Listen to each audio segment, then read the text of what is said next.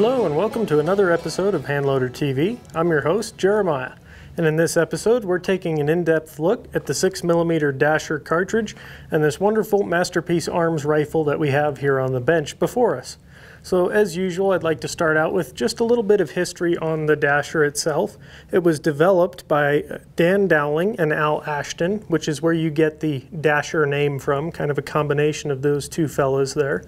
And it's a very interesting cartridge, and arguably it's one of the most successful cartridges with a 40-degree shoulder, especially when you take into consideration the amount of records that the Dasher holds, especially at long range, 1,000 yards and things of that nature.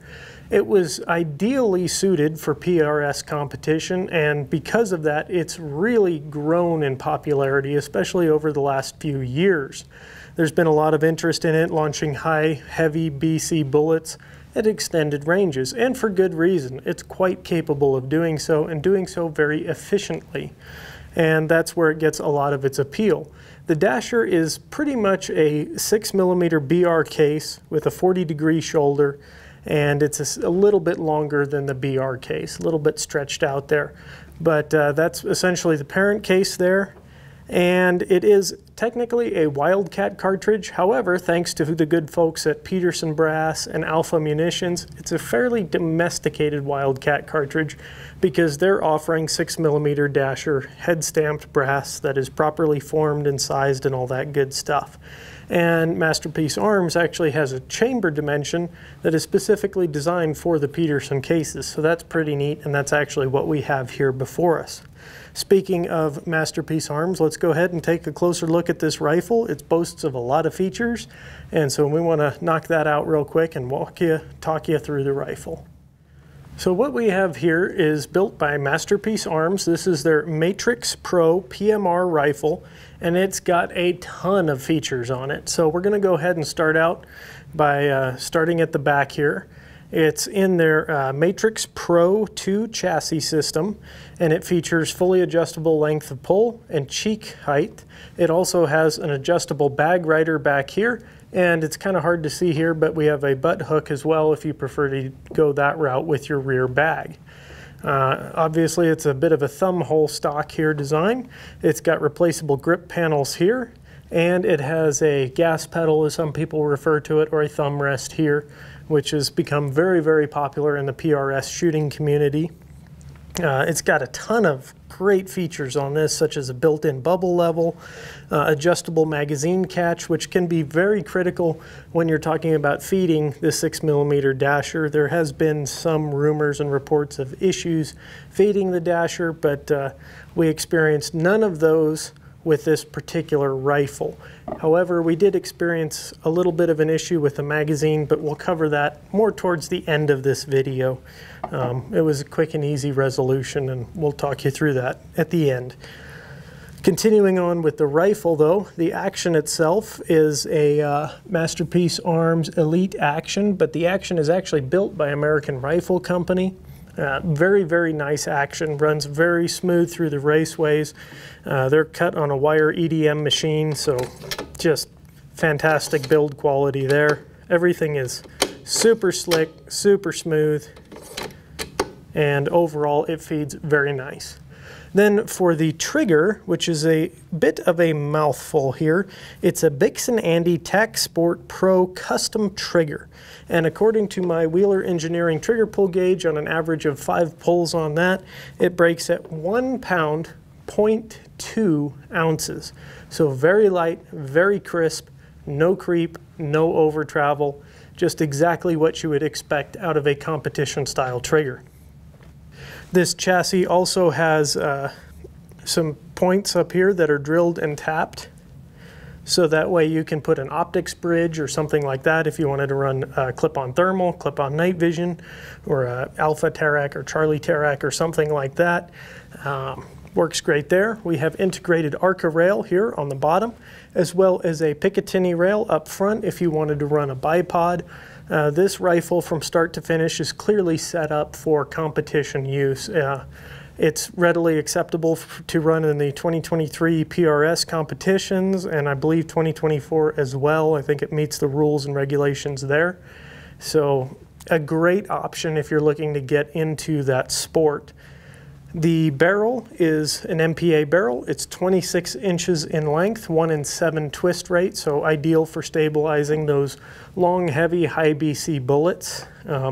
One thing I should note, if you do want to run lighter bullets, 1 in 7 is probably not going to be your best choice, but for the heavy bullets, it is ideal.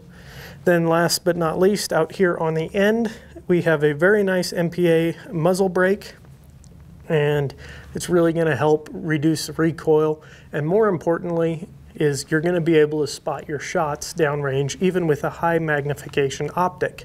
Another nice feature that MPA does is they actually have a little sticker right here between my two fingers on the barrel, and what it is the temperature gauge sticker, so you can actually see how hot your barrel is getting as you're shooting, and I personally am a really big fan of that.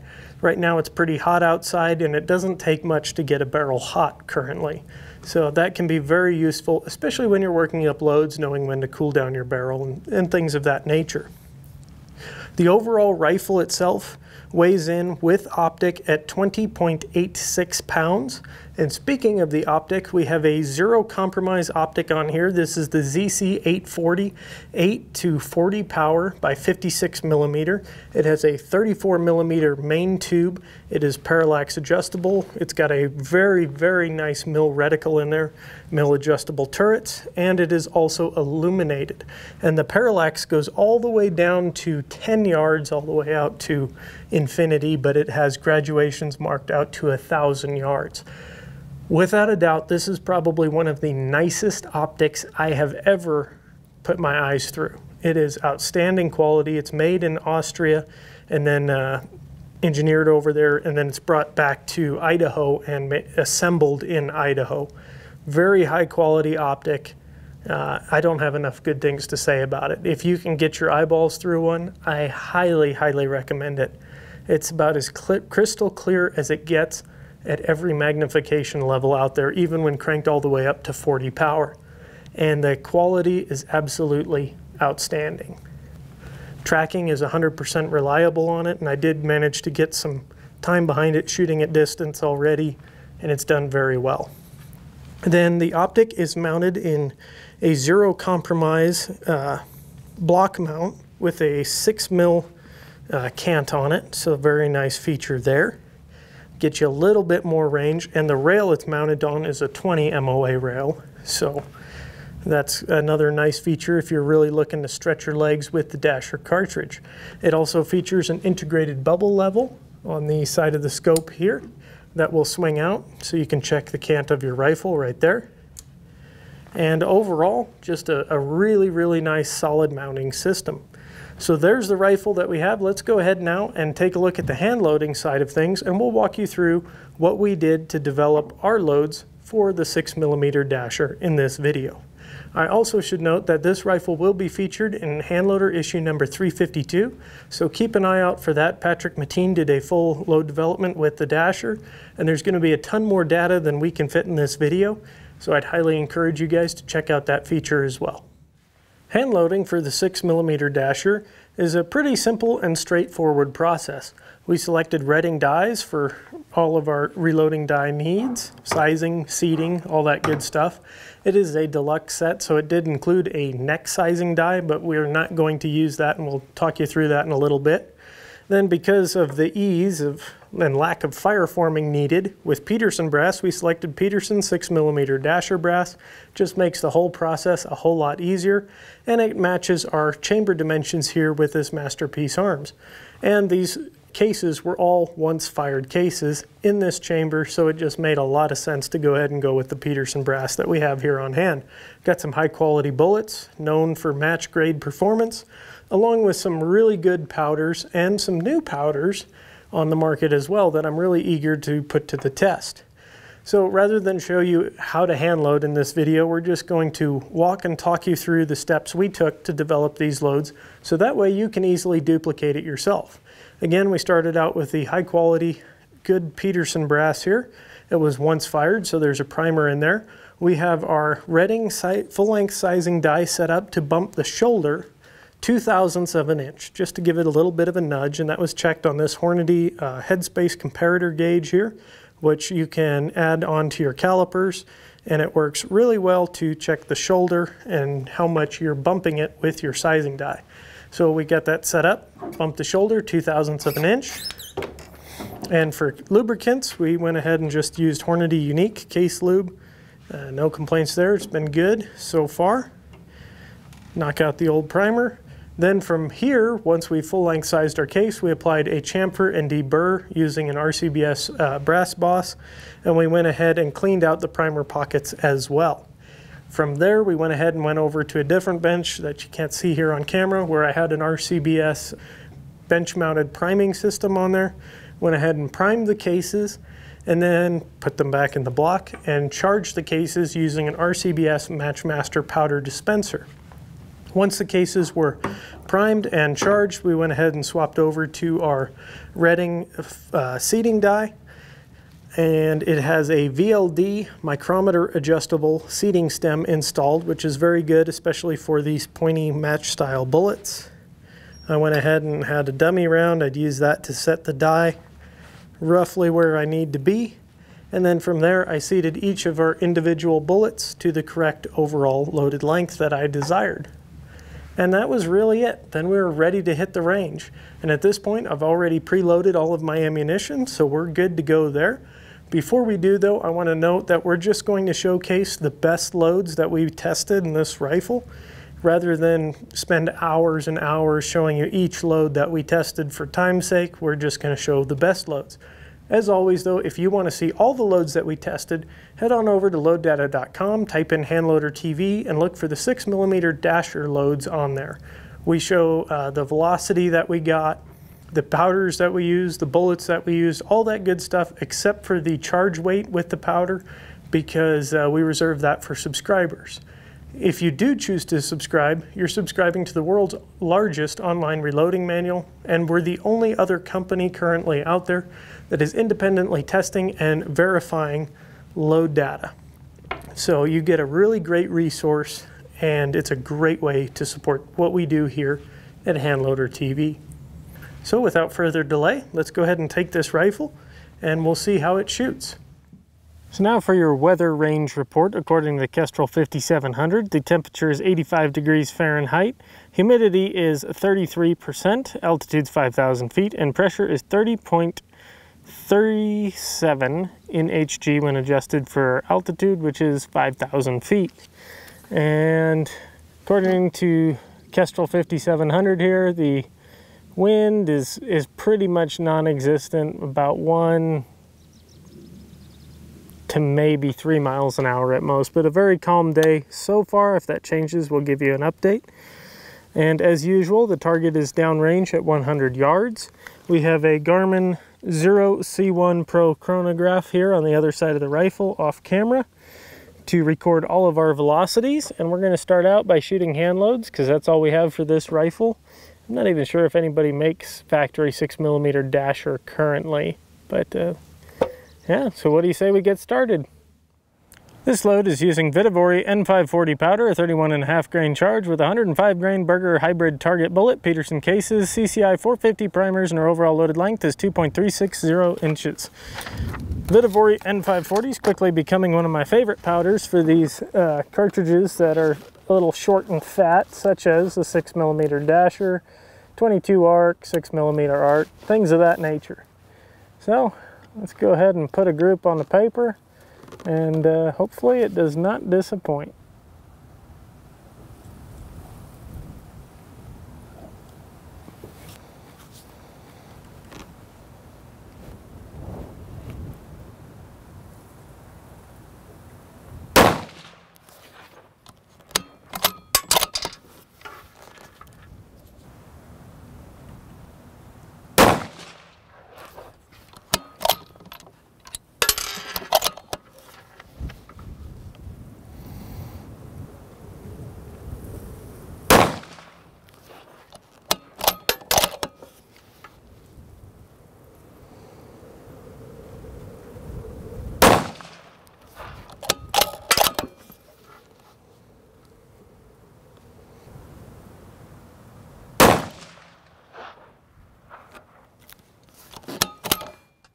This next load is using Winchester Stay Ball Match Powder, a 31 grain charge with 109 grain Burger Long Range Hybrid Target Bullet, CCI 450 primers, Peterson cases, and our overall loaded length is 2.360 inches. And so far, we've shot a few loads before this one.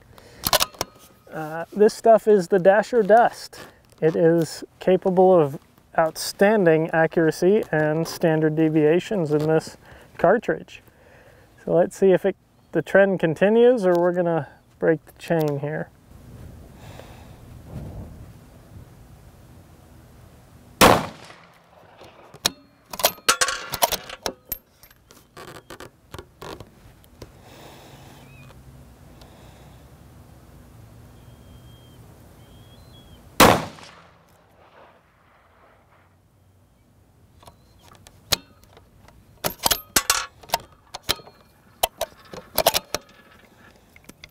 Boy, I tell you what, from where I sit with the 40 power optic, that looks like bullet on top of bullet.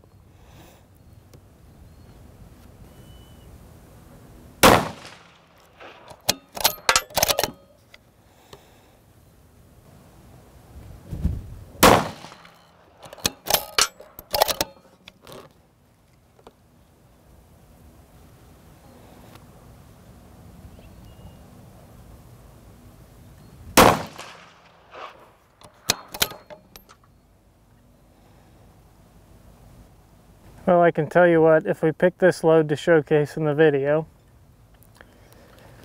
the other three on that target down there are going to be very hard to beat. This Stay Ball Match Dasher Dust works really well in this cartridge.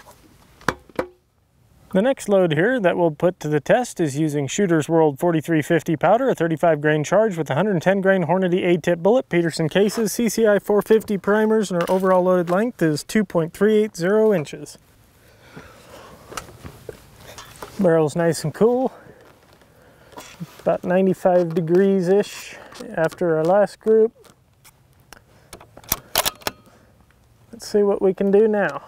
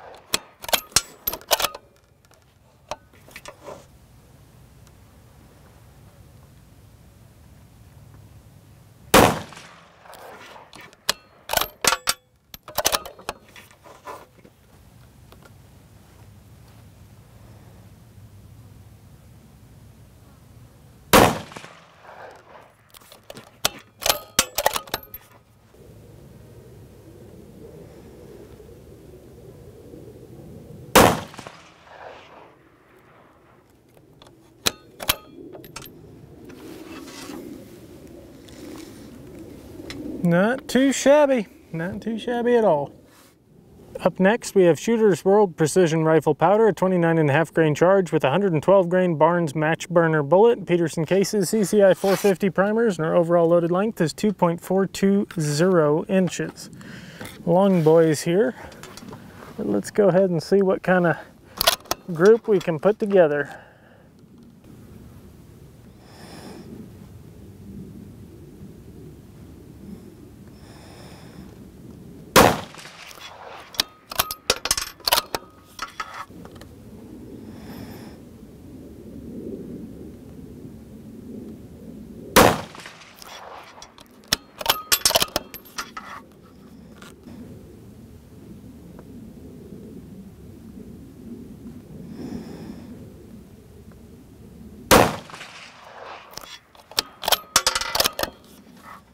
And that's good for 3 shots.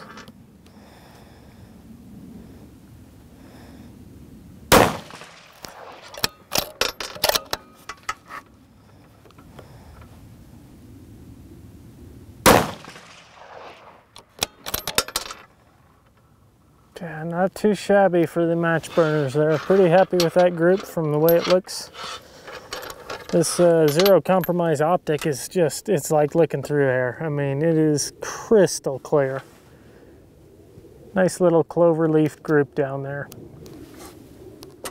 So we're back at the bench now from testing, and we've got 4 very nice loads that we managed to work up here with some interesting powder and bullet combinations. So starting out here, a personal favorite powder of mine for these short fat cases is Vitavori N540 powder, using a 31.5 grain charge and 105 grain Berger hybrid target bullet CCI 450 primers. We got an average velocity of 2,940 feet per second, a extreme spread of 6, standard deviation of 2, and a group size of 0.23 inches for a 5-shot group. Not bad. Not bad at all. Very impressed with that. There is no doubt in my mind that this rifle can shoot. It's probably more accurate than I can be, in all honesty. When you're shooting 20, 30, 40 loads in a given rifle over the course of a day or two, it's really hard to not let shooter fatigue start to creep in. So this rifle is one of those few rifles that I will say it's probably more accurate than I can be. The next load that we went ahead and tested, and I was very excited for putting this powder to the test because it's relatively new. It's Winchester Stayball Match Powder, a 31 grain charge with 109 Berger long-range hybrid bullet, very popular in PRS competition. We got an extreme spread of 15, standard deviation of 5, and a group size of 0.30 inches. And across the board from the start charge all the way up until the charge before we hit maximum charge weight was extremely accurate. Everything was under, I want to say, a 1/4 inch or 0.3 inches or less, right around there. Very, very accurate powder in the 6mm dasher. Then the next powder we went ahead and jumped over to try was Shooter's World 4350 with 110 grain Hornady A tip. Big fan of these bullets. We got an extreme spread of 22, standard deviation of 9, and a group size of just 0.22 inches. So overall, really, really good results with the Shooter's World 4350. And this was another powder that consistently, across the charge weights, produced very good accuracy, very low standard deviations and extreme spreads. And actually, ironically, this one here was one of the higher standard deviation and extreme spreads we got throughout testing, but it was the most accurate load, the smallest group. So that's why we showcased this one here. Then last but certainly not least, we tried out Shooter's World Precision Rifle Powder, which is very similar to Hodgdon Varget, which is a known performer in the 6mm dasher. But if you can't find that, this is also a great alternative. It turned in the best group size yet at 0.11 inches. And that group is actually kind of difficult to measure, all things considered, because it's dang near one ragged hole. Very, very impressive performance there. Standard deviation of 5, extreme spread of 14, and with that 112 grain Barnes match burner, that is definitely a match-winning combination. I've had really good luck with those match burner bullets. They have very good high BCs, and they've got the heaviest weight in the class up until the 115 grain D-Tacs came out. They were right up there. So excellent bullet there for competition use, paired with an excellent powder, and we got excellent results. There was a lot of time spent on the bench, not only hand loading, but also shooting to make sure that these groups came together as good as they did. And time at the bench simply equals accuracy downrange. There's no doubt the Dasher is an incredible performer, and this rifle is capable of impressive accuracy. So there you have it. There's the loads that we put to the test. We'll go ahead and close out this video with some final thoughts and notes and things that we experienced throughout our testing. So in closing, as always, I want to preface this statement by saying that we show you the results exactly as we get them. We've shown you the best loads that we could work up in this rifle. You've seen the performance for yourself on the bench. You've heard me talk about it, but as always, you be the judge. You decide if this is something that you want to invest in or you want to take advantage of or not. Of course, you've seen the results. You can make an educated and informed decision for yourself, and that is really what we are all about. Providing educational material for those who are interested and those who want to learn. So going into this now, I want to give you some of my personal thoughts and some things we encountered throughout testing. The first thing is this Accurate mag here. Not to bash on them or anything, but it would not quite feed right. So I did kind of tinker around with it, and in doing so, I didn't take it apart or anything like that, but in trying to get it to feed, I did experience a magazine failure. The follower in there is just completely jammed up now, and it would not feed. But this is kind of an older magazine too, so that might be an issue. So what I went ahead and did is I adjusted the magazine catch in this rifle for MDT AICS style magazines. This one is actually for a 6BR. It's a 12-round magazine, and this fed and functioned flawlessly. However, I will note with this action by American Rifle Company that MPA is using, it is a 3-lug action, meaning that there is 3 lugs on the end of this bolt here.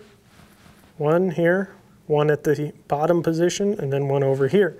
So as a result, there is some modification that must be done in order to get these MDT magazines to feed, because it is very easy for that lug to get hung up on this back portion of the magazine here. So I simply ground that down, and that was a quick, easy, and simple operation. So there you have it. After that, it fed just fine, and we experienced no issues with it, but it is something to be aware of and keep in mind if you're looking to get one of these. Overall, I think the rifle is extremely accurate, more accurate than I can probably shoot. And they do a lot of work and put a lot of effort into that. And they know that. They check their barrels meticulously. The quality control is outstanding. The accuracy guarantee for this rifle is half an MOA. And normally I don't put too much credence in accuracy guarantees, but I absolutely believe that this rifle is capable of half MOA with a good load. We showcased a total of 4 loads, which equals 20 rounds, and all of those were in the 0.1, 0.2, 0.3 inch range. So exceptionally accurate there. The bolt feels great through the raceway. Overall, it's a very nice, heavy, and very accurate rifle. It would be ideal for PRS competition and that kind of stuff. And if you wanted to, it could certainly do double duty shooting varmints from a bench or a tripod or something like that. I think you could have a lot of fun with a rifle like this out in the field shooting varmints. Definitely, it's not for everyone.